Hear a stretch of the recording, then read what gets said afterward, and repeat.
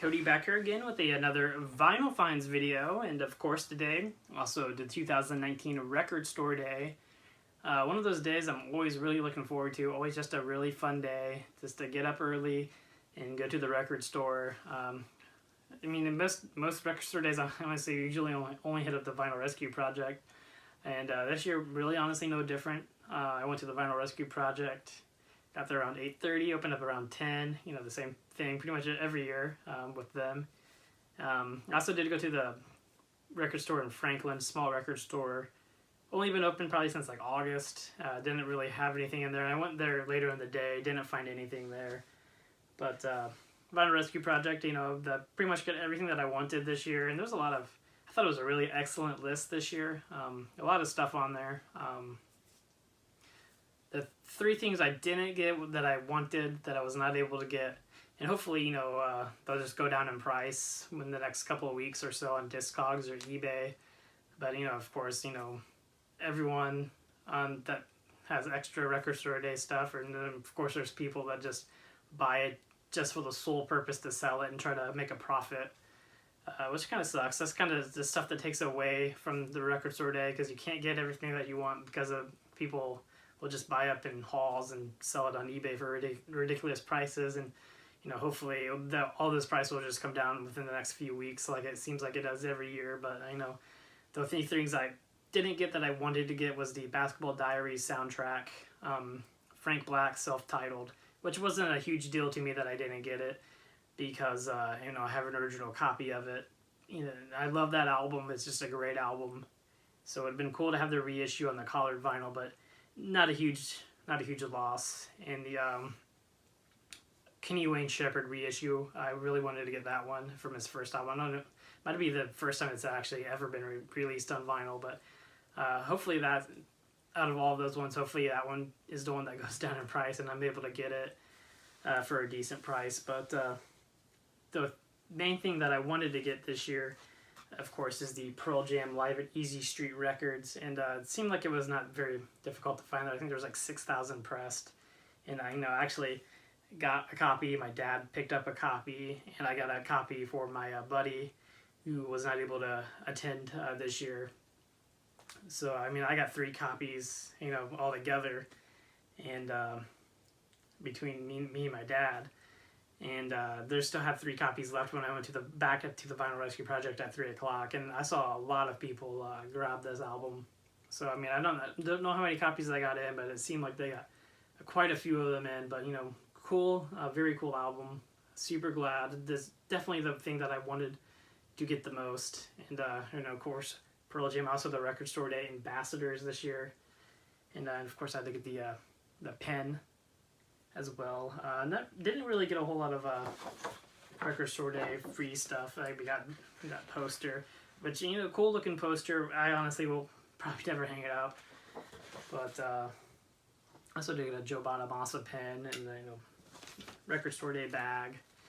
But didn't really get a whole lot of free stuff this year, and most of the free stuff I'm never gonna use.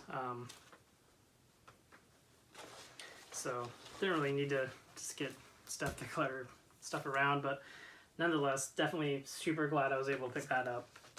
And of course, I also had to pick up the Green River Live at the Tropicana from September 28th, 1984. And of course, you know, Mark Arm, Steve Turner from Mudhoney and Green River, Jeff Ament and Stone Gossard, who obviously is in Pearl Jam now. So always looking to get the Green River issues or the stuff like the live albums that they come out with on Record Store Day. I actually don't even have this in the sleeve right now because I'm actually currently have it in the turntable because I was just listening to it. But really cool sounding live album from Green River. And he also picked up, this is a Frank Black album I did pick up, Teenager of the Year. His second solo album. It's on white vinyl. This is the one that I wanted to get more than the self-titles. I mean, I already have an original copy. I honestly think I like his first album better than this one. But, you know, it's just a solid album altogether. I love absolutely just love Frank Black or Black Francis solo work. His stuff with the Pixies is amazing too, but I mean, his solo stuff, I mean, it's just really great. And I mean, some of it is because, I mean, you hear the Pixies stuff so much, it's kind of nice to hear his solo stuff. And, you know, this is the first time this has been released on vinyl, probably since, like, 1994. And I don't know if it was ever released in the U.S. on vinyl. It might have been just, like, Europe. But super stoked that I was able to get this one, at least, out of the 2 Frank Black reissues. And the last thing that I personally picked up on Record Store Day was the Howard Stern Private Parts album. You know, soundtrack that I've had on CD for a long, long time. But I've always been a big Howard Stern fan. And, you know, it's a solid soundtrack. I mean, it's got Rob Zombie and Howard Stern, The Great American Nightmare, which is the song that actually opens up the Howard Stern show, like, every day for the last, like, 22 years. But really, really cool album. And cool that it's out, you know, finally on vinyl. But it is on blue vinyl. Trying to just kind of do this quick.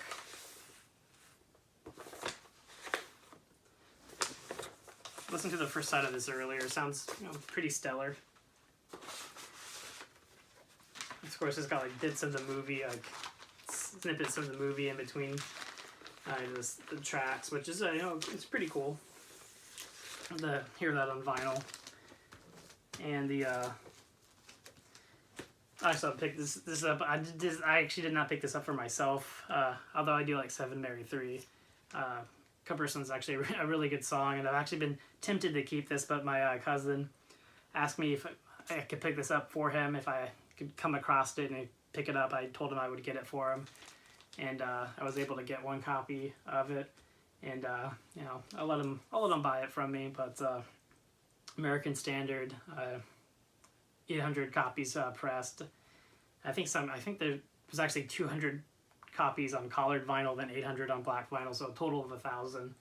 But pretty cool. Definitely, I've been tempted to open this and listen to it before I give it to him, but I won't. And I also did pick up one more album today at the Vinyl Rescue Project. It actually came out yesterday, I believe. The Halloween 1991 concert from Nirvana from the Paramount, and it's always cool to have official live Nirvana releases. You know, I really enjoyed the Nirvana live at the Reading Festival. So, I mean, always cool to have more live Nirvana albums. So, had to pick that up, and they were doing 20% off all vinyl in the store today. So, I was able to get a little bit cheaper than the retail price. So, that's always good. But that's all the stuff that I actually picked up today.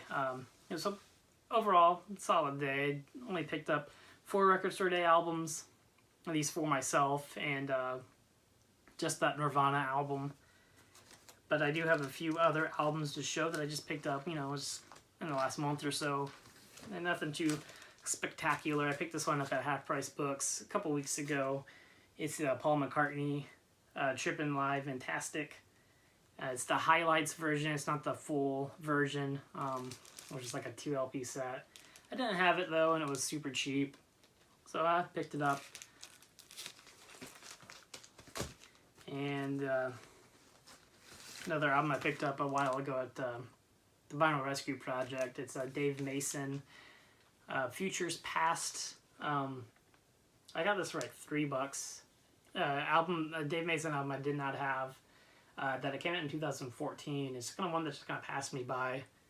But a really cool album. He has a few remakes on here, like Dear Mr. Fantasy he redoes, and it's actually a pretty cool version of it on here. But a really stellar album. I actually got the pleasure of seeing Dave Mason probably about 10 years ago at a Best Buy, believe it or not. He actually performed like a promotional thing at a Best Buy for when one of his CDs came out. He did like an autograph signing, and he played like probably like 6 or 7 songs. But that was a really cool, like intimate, just in-store performance. I actually have some videos of it somewhere. I should actually dig them up and post them. But very, very cool. And the last album I have to show is one that I was actually pretty hyped on when I saw that it was coming out probably about a month ago. It's the Ben Folds Live at MySpace.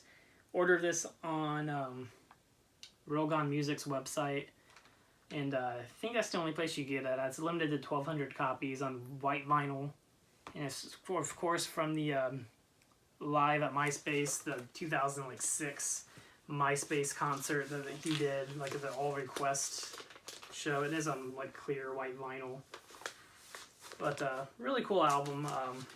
The first 3 sides, the A, B, and C, is the MySpace show, and side D is Live for iTunes Originals that they released in like 2005. So really cool Ben Folds album. You know, I'm always looking to add to the Ben Folds collection, but that's all the stuff I actually have to show. So, you know, pretty good record store day overall, though I can't complain. It was a fun day.